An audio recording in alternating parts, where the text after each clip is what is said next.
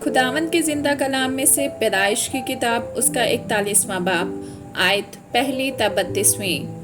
पूरे 2 बरस के बाद फ़िरौन ने ख्वाब में देखा कि वो लबे दरिया खड़ा है और उस दरिया में से 7 खूबसूरत और मोटी मोटी गायें निकल कर निस्तान में चढ़ने लगी।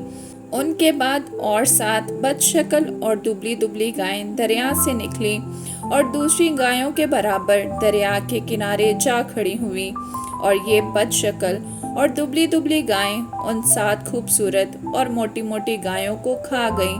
तब फ़िरौन जाग उठा और वो फिर सो गया, और उसने दूसरा ख्वाब देखा कि एक डंडी में अनाज की 7 मोटी और अच्छी अच्छी बालें निकली।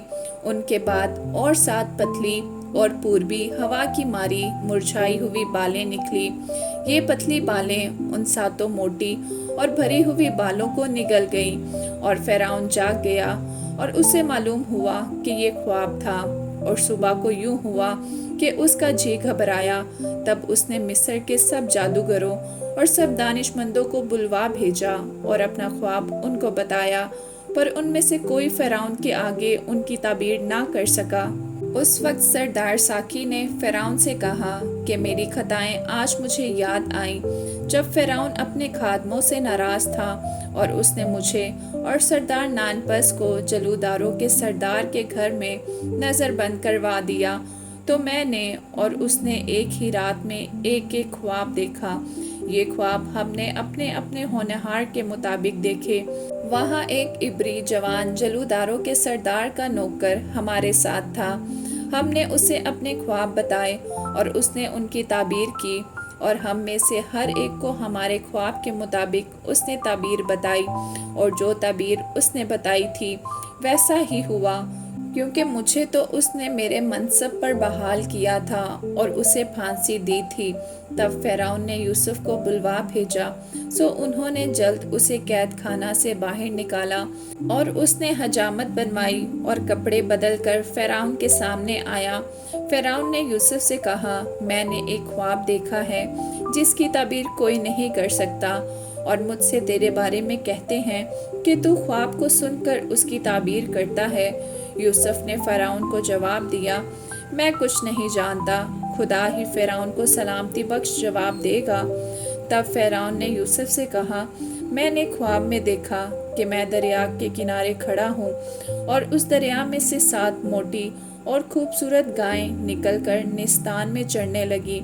उनके बाद और 7 खराब और नहायत बदशक्ल और दुबली गायें निकलीं, और वो इस कदर बुरी थी कि मैंने सारे मुल्क मिस्र में ऐसी कभी नहीं देखी।